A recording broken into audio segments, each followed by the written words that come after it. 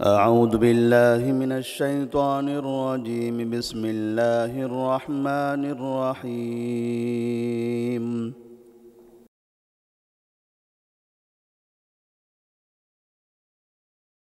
وإذ غدوت من أهلك تبوئ المؤمنين مقاعد للقتال والله سميع عليم.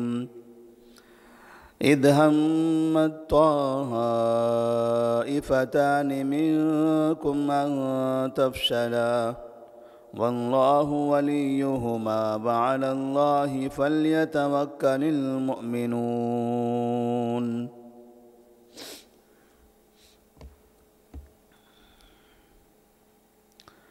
سورہ آل عمران آیت نمبر 121 اور 122۔ اللہ تبارک و تعالیٰ نے ان دو آیات میں نبی کریم صلی اللہ علیہ وسلم کو جنگ احد کا منظر یاد دلایا ہے کہ کس طرح سے اللہ تبارک و تعالیٰ نے جنگ احد میں نبی کریم صلی اللہ علیہ وسلم اور صحابہ رضی اللہ تعالیٰ عنہم کی مدد فرمائی، اور اس سے پہلے جنگ بدر میں کس طرح سے اللہ تعالیٰ نے مدد کی، اور جنگ احد میں چھوٹی سی غلطی کی وجہ سے کیسے مسلمانوں کا ایک بڑا نقصان ہوا۔ تو اللہ تبارک و تعالیٰ فرماتے ہیں وَإِذْ غَدَوْتَ مِنْ أَهْلِكَ تُبَوِّئُ الْمُؤْمِنِينَ مَقَاعِدَ لِلْقِتَالِ۔ اے نبی محمد صلی اللہ علیہ وسلم، آپ یاد کیجئے اس دن کو جب آپ اپنے گھر سے نکلے تھے، تُبَوِّئُ الْمُؤْمِنِينَ مَقَاعِدَ لِلْقِتَالِ، مومنین کو جنگ کے میدان میں قتال کے لیے ان کی جگہ بتانے کے لیے، کون سے صحابی کو میدان میں کہاں رہنا چاہیے، کہاں کھڑے رہنا چاہیے، کس طرح سے دفاع کرنا ہے، کس طرح سے حملہ کرنا ہے، کس طرح سے بچاؤ کرنا ہے۔ تو الگ الگ مقامات پر جو صحابہ کو ٹھہرایا جا رہا تھا، کھڑا کیا جا رہا تھا، تاکہ فوج کا ہر حصہ مضبوط رہ سکے، کہیں سے بھی دشمن مسلمانوں پر غالب نہ آ سکے۔ تو میدان میں نبی کریم صلی اللہ علیہ وسلم جس طرح سے جنگ کی تربیت دے رہے تھے، ترتیب دے رہے تھے، اللہ تبارک و تعالیٰ نے نبی سے فرمایا اس دن کو یاد کیجیے، آپ کیا حال تھا، کیسے منظر تھا۔ واللہ سمیع علیم، اور اللہ تبارک و تعالی سننے والا اور جاننے والا ہے۔ اللہ تبارک و تعالی وہ ساری باتیں سن رہا تھا جو مسلمان کہہ رہے تھے، آپ جو کہہ رہے تھے، اور اس درمیان میں منافقین جو آپس میں باتیں کر رہے تھے، کس طرح سے مسلمانوں کو وہ دھوکہ دینا چاہتے تھے، تمہاری کیا حالت تھی، یہ ساری حالتیں اللہ تبارک و تعالی جاننے والا بھی ہے۔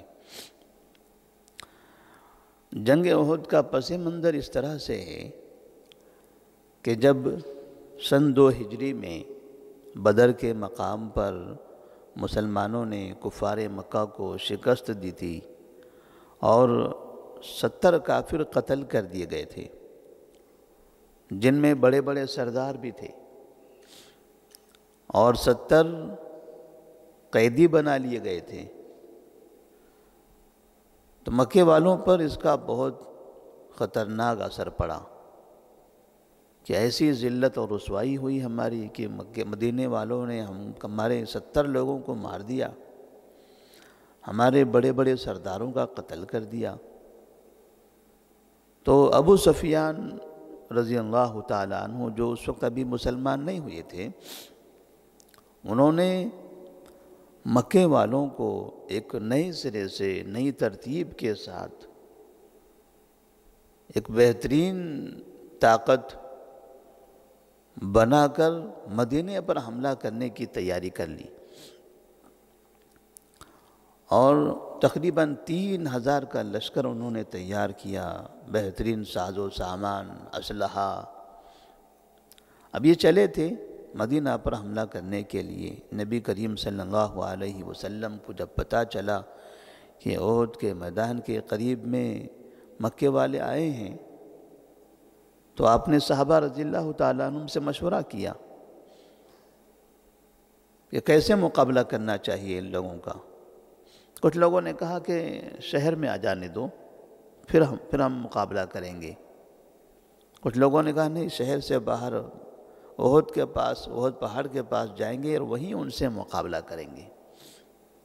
اور نبی کریم صلی اللہ علیہ وسلم اسی بات پر راضی ہوئے، اور صحابہ رضی اللہ تعالیٰ عنہم کو جمعہ کے دن شوال سن 3 ہجری میں آپ گھر سے، مدینہ سے نکل گئے۔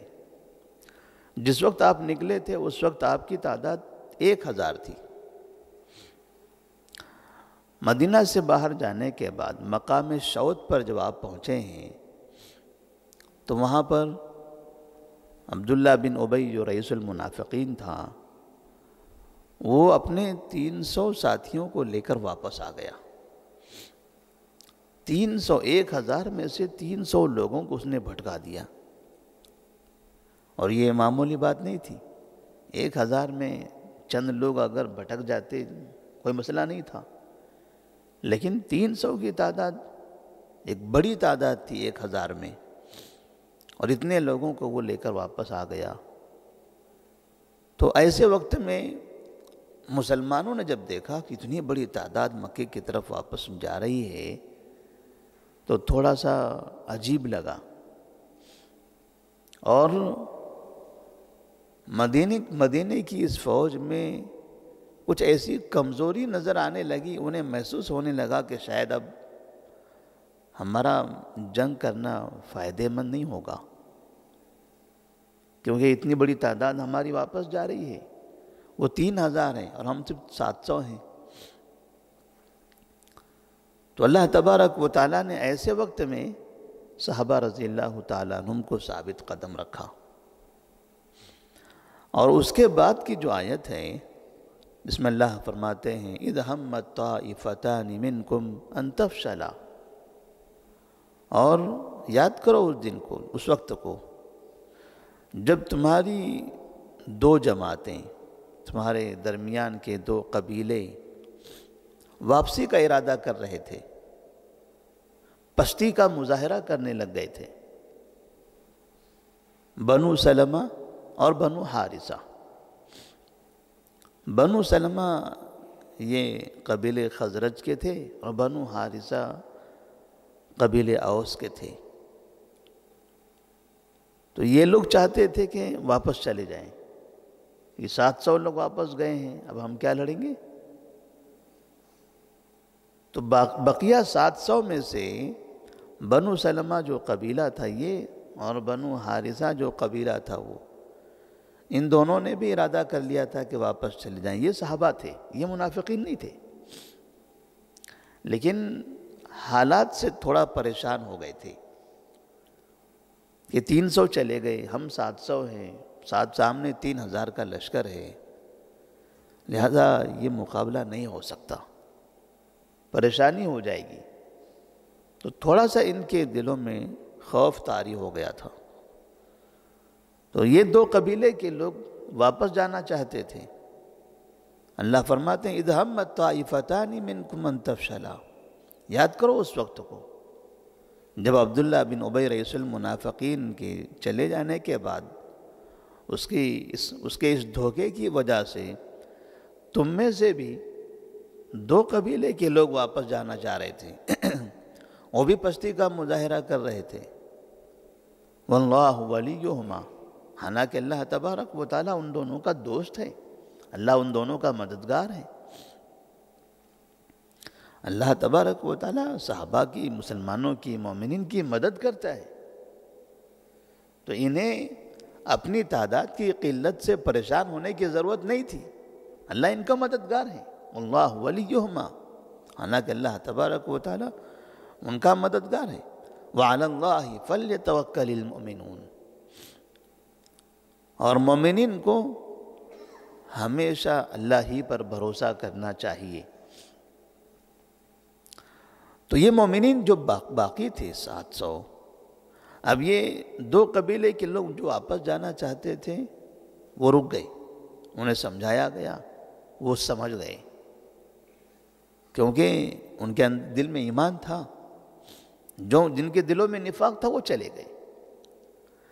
اب یہ 700 لوگ میدان جنگ میں داخل ہوتے ہیں، دشمنوں سے مقابلہ ہوتا ہے، اور بڑی ہمت کے ساتھ، بڑی شجاعت کے ساتھ، جرأت کے ساتھ یہ کافروں کا مقابلہ کرتے ہیں، اور ان کو غلبہ حاصل ہو جاتا ہے۔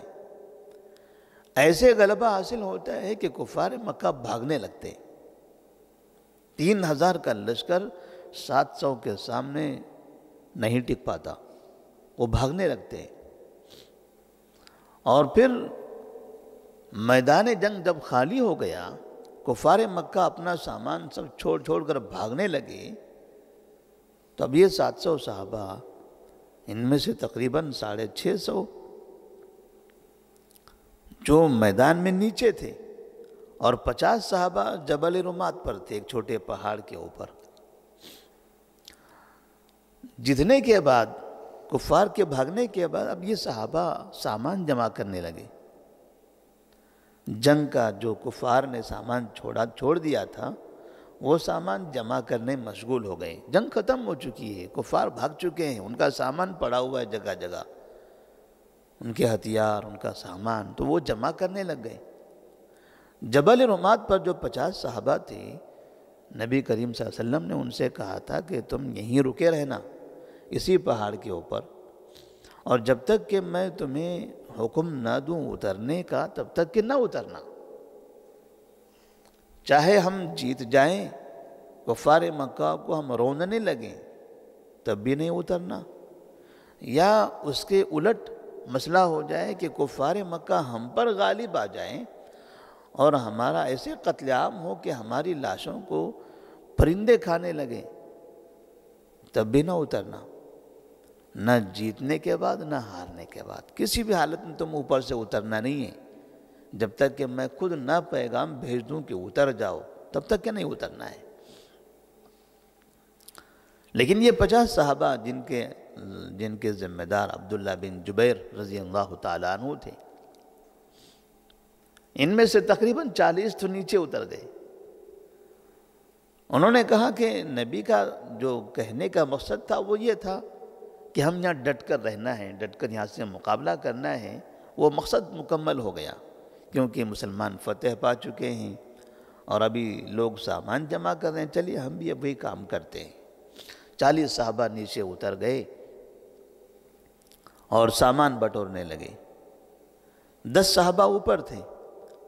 خالد بن ولید رضی اللہ تعالیٰ عنہ جو مسلمان نہیں تھے، کفار مکہ میں ایک فوجی کمانڈر کی حیثیت سے تھے، انہوں نے جب دیکھا کہ جبل رمات خالی ہو چکا ہے اور مسلمان اب جنگ کا جو ہتھیار تھا وہ ہتھیار اب رکھ چکے ہیں، اب وہ غفلت میں ہیں، وہ جنگ کی حالت میں نہیں ہیں، تو جبل رمات کے پیچھے سے انہوں نے چپکے سے جا کر مسلمانوں پر حملہ بول دیا۔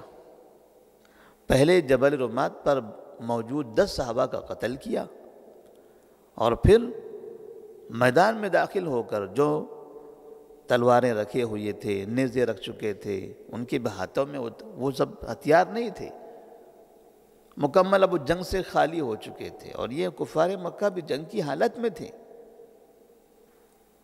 تو اس طرح سے اچانک جا کر ان پر حملہ کر دیا، جس کی وجہ سے تقریباً 70 مسلمان شہید ہوئے، 10 تو یہاں جبل رمات میں، اور پھر باقی اور 60 یہاں نیچے۔ اور اسی درمیان میں نبی کریم صلی اللہ علیہ وسلم بھی زخمی ہو گئے، کیونکہ مسلمان جنگ کی حالت میں نہیں تھے۔ اچانک جب تلواروں سے حملے ہونے لگے، تیر چلنے لگی، تو بھگدڑ مچ گئی، یہ کیا ہو گیا؟ جنگ تو ختم ہو چکی تھی، پھر یہ حملہ کہاں سے ہو رہا ہے؟ تو سب ادھر ادھر بھاگنے لگے، نبی کریم صلی اللہ علیہ وسلم تک کفار مکہ پہنچ گئے، انہوں نے نبی پر بھی حملہ کر دیا، آپ کے دانت شہید ہو گئے، آپ کے پیشانی پر زخم آیا، آپ کی آنکھوں پر زخم آ گیا، چہرہ زخمی ہو گیا۔ پھر صحابہ چند جب پتہ چلا تو پھر وہ آئے، نبی کا گھیراؤ کیا، نبی کی حفاظت کی، کفار کو وہاں سے بھگایا۔ بہرحال جب تک کافی دیر ہو چکی تھی، تقریباً جبل رمات کے بعد یہاں نیچے 60 صحابہ رضی اللہ تعالیٰ عنہم شہید ہو چکے تھے، نبی زخمی ہو چکے تھے۔ مسلمان دوبارہ جنگ کی حالت میں آ جائیں اور اپنے پیروں پر کھڑے ہو جائیں، تب تک کہ اتنا بڑا حادثہ پیش آ چکا تھا۔ اب جب مکمل تیار ہو چکے تھے دوبارہ پھر سے، اور پھر مسلمانوں نے کفار کا جواب دینا شروع کر دیا، پھر کفار بھاگنے لگ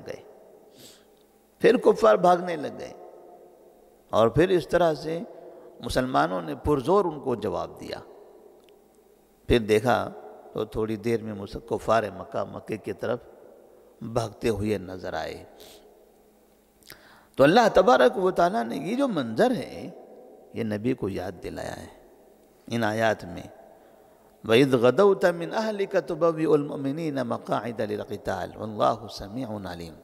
اللہ سب جانتا ہے، اللہ سننے والا جاننے والا ہے، کیا کیا باتیں ہو رہی تھی، کیا کیا کر رہے تھے۔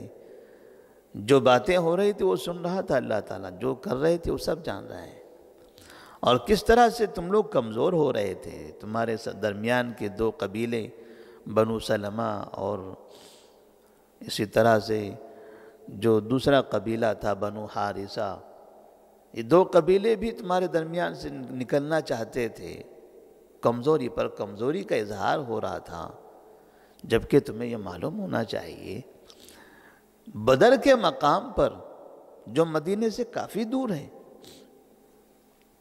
اس جگہ پر اللہ تبارک و تعالیٰ نے 313 مسلمانوں کی 1000 کے مقابلے میں مدد فرمائی ہے۔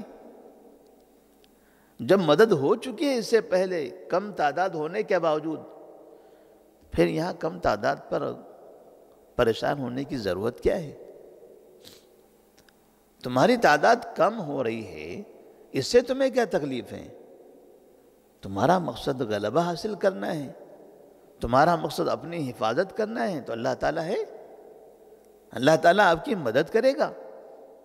آپ کو اپنی تعداد کے کم ہونے کا غم نہیں ہونا چاہیے، پریشان نہیں ہونا چاہیے۔ ایک پریکٹیکلی ایسا واقعہ اس سے پہلے ہو چکا ہے نا، 1 سال پہلے بدر کے مقام پر جب بھی تعداد کم تھی، تب فتح کیسے ہوئی؟ تعداد کی وجہ سے نہیں، تعداد تو کم تھی، اللہ نے مدد فرمائی۔ تب جب یہاں جنگ احد میں اگر آپ کی تعداد کم ہو رہی ہے تو یہاں کیوں پریشان ہو رہے ہو؟ یہاں پریشان ہونے کی ضرورت نہیں ہے، یہاں پر بھی مدد اللہ تبارک و تعالیٰ کرے گا۔ بس ایمان کی مضبوطی چاہیے، ایمان کی مضبوطی چاہیے، ہمت چاہیے، اسلام کے لیے قربانی دینے کا جذبہ چاہیے۔ اگر یہ ہو تو اللہ کی مدد آئے گی، اگر یہ ہو تو اللہ کی مدد آئے گی۔ ایمانی قوت نہیں ہے، اسلام کے لیے قربانی دینے کا جذبہ نہیں ہے، تو یہ تعداد وغیرہ کوئی معنی نہیں رکھتی ہے۔ تو جس طرح سے اللہ تبارک و تعالیٰ نے بدر میں احد میں مسلمانوں کی کم تعداد پر بھی مدد فرمائی ہے، اب یہ 1400 سال پہلے کا واقعہ ہے۔ 1400 سال پہلے کا واقعہ آج 2022 میں لوگوں کو بتانے کی کیا ضرورت ہے؟ قرآن تو یہ جب تک باقی رہے گا تب تک یہ واقعات بتائے جائیں گے،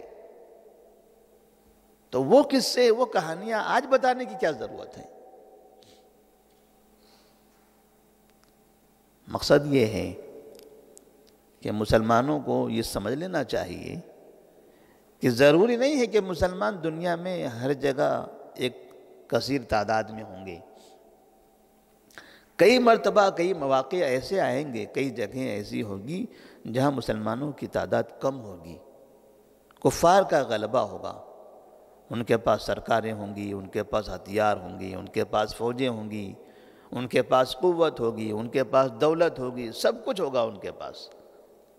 دنیا میں جیتنے کے لیے جتنی چیزوں کی ضرورت ہوتی ہے وہ ساری چیزیں ان کے پاس مہیا ہوں گی، اور دنیا میں بظاہر ہارنے کی جتنی علامتیں ہو سکتی ہیں وہ ساری علامتیں مسلمانوں میں ہوں گی، لیکن مسلمانوں کے دلوں میں اگر ایمان ہوا، اگر ایمان میں وہ مضبوط رہے اور ان کے اندر ایمان کی اور دین کی حفاظت کی وہ حفاظت کا وہ جذبہ رہا، وہ ہمت رہی، قربانی اور خدمت، دین کی خدمت کرنے کا وہ جذبہ رہا، تو اللہ تبارک و تعالیٰ اس کم تعداد کو کثیر تعداد پر غالب کر دے گا۔ یہ کثیر تعداد مسلمانوں کو نقصان نہیں پہنچا سکے گی۔ اس طرح سے اللہ تبارک و تعالیٰ گویا رہتی دنیا تک مسلمانوں کو تسلی دے رہا ہے۔ تمہیں غلبے کے لیے ہتھیاروں کی جمع کرنے، تعداد بڑھانے، اس کی فکر کرنے کی ضرورت نہیں ہے، تمہیں ایمان مضبوط کرنے کی فکر کرنے کی ضرورت ہے۔ اپنے ایمان کو مضبوط کرو، اسی کی فکر کرو، دین کو قائم کرو، دین کی حفاظت کرو، دین کے لیے قربانیاں دو، اس کی فکر کیجیے۔ آپ اس کی فکر کیجیے، اللہ تبارک و تعالیٰ بقیہ کام کر دے گا۔ اللہ تعالیٰ نے فرشتوں کو متعین کر رکھا ہے مومنین کی حفاظت کے لیے۔ تو جیسے اس ملک میں ہے یا دنیا کے کسی بھی ملک میں مسلمان موجود ہیں جہاں تعداد بہت کم ہے کفار کے مقابلے میں، طاقت بھی بہت کم ہے، لیکن ایمان بھی بڑا کمزور ہے، ایمان بھی بہت کمزور ہے، مسلمانوں میں شرک ہے۔ یہ سب سے بڑا عیب ہے مسلمانوں کا۔ صحابہ رضی اللہ تعالیٰ عنہ جتنے تھے کسی کے پاس شرک نہیں تھا، کسی کے پاس کوئی بدعت نہیں تھی، یہ سب برائیاں نہیں تھی۔ شرک اور بدعت ایسی برائی ہے جو انسان کو معاف نہیں کرتی، برباد کر کے چھوڑ دیتی ہے، برباد کر دیتی ہے شرک اور بدعت۔ اور آج مسلمانوں کی اکثریت ایسی ہیں جو شرک اور بدعت میں مبتلا ہے۔ تو اللہ تبارک و تعالیٰ یہاں سے یہ بھی پیغام دے رہا ہے کہ مومنین کا، مسلمانوں کا ایمان جب قوی تھا یا قوی ہوگا تو کم تعداد پر بھی ان کا غلبہ ہوگا، لیکن اگر ایمان کمزور ہو گیا تو تعداد کم ہو تب بھی مدد نہیں آئے گی، تعداد زیادہ ہو تب بھی مدد نہیں آئے گی، تعداد زیادہ ہو جائے تب بھی مدد نہیں آئے گی، کم ہو تو آئے گی ہی نہیں، اور زیادہ ہو تب بھی نہیں۔ یعنی وہ دنیاوی اعتبار سے بھی ان کے پاس طاقت ہو جائے تو بھی ان کی ذلت اور رسوائی ہوگی، کیونکہ اللہ کو دھوکہ دینے والے لوگ ہیں۔ اسی طرح سے ان دو آیات کے ذریعے ایک یہ بھی پیغام ملتا ہے کہ منافقین ہمیشہ مسلمانوں کو دھوکہ دیتے ہیں۔ اللہ نے جب فرمایا اذ ہم طائفتان منکم ان تفشلا، تمہارے درمیان کے دو قبیلے واپس جا رہے تھے نا، منافقین کو دیکھ کر کہ 300 منافقین واپس جا رہے ہیں، انہیں دیکھ کر یہ بھی کمزور ہو گئے، کہا کہ چلے ہم بھی چلتے ہیں۔ تو اس طرح سے کچھ ایسے منافقین ہمیشہ رہیں گے جو مسلمانوں کو پست کرنے کی کوشش کرتے رہیں گے، مسلمانوں کو کمزور کرنے کی کوشش کرتے رہیں گے۔ تو مسلمانوں کو کمزور نہیں ہونا چاہیے، مسلمانوں کو اللہ پر بھروسہ کرنا چاہیے۔ وَعَلَى اللَّهِ فَلْيَتَوَكَّلِ الْمُؤْمِنُونَ، اللہ نے آخر میں فرمایا، اور مومنین کو چاہیے کہ وہ ہمیشہ اللہ تبارک و تعالیٰ پر ہی بھروسہ کرے۔ لیکن اللہ پر بھروسہ کرنے کا مطلب کیا ہے؟ کیسے بھروسہ کریں گے اللہ تبارک و تعالیٰ پر؟ اللہ نے مدد کا وعدہ کب کیا ہے؟ اللہ نے مدد کا وعدہ کیا ہے وَأَنْتُمُ الْأَعْلَوْنَ إِن كُنْتُم مُؤْمِنِينَ۔ مدد، غلبہ، قوت کب حاصل ہوگی؟ جب مومن ہوں گے تب۔ تو اس طرح سے مومن اپنے ایمان کی حفاظت کرتے رہیں اور کامیابی کے لیے اللہ پر بھروسہ کریں۔ ایمان مضبوط کر لیں، کامیابی کے لیے اللہ پر بھروسہ کریں، یہ نہ فکر کریں کہ ہمارے پاس ساز و سامان کم ہے، ہمارے پاس طاقت نہیں ہے، ہمارے پاس زبانیں نہیں ہیں، ہمارے پاس سیاسی لیڈران نہیں ہیں، ہمارے پاس فلاں نہیں ہے، فلاں نہیں ہے۔ کوئی ضرورت نہیں ان سب چیزوں کی۔ آپ مومن بن جائیں، اللہ پر بھروسہ کریں۔ وَعَلَى اللَّهِ فَلْيَتَوَكَّلِ الْمُؤْمِنُونَ۔ اللہ تبارک و تعالی مدد کرنے والا ہے۔ اللہ سے دعا ہے کہ اللہ تبارک و تعالی ہم تمام کو اپنے ایمان کو مضبوط کرنے کی توفیق عطا فرمائے، اللہ پر بھروسہ کرنے کی توفیق عطا فرمائے، دین کی خدمت کرنے کی توفیق دے۔ والسلام علیکم ورحمۃ اللہ وبرکاتہ۔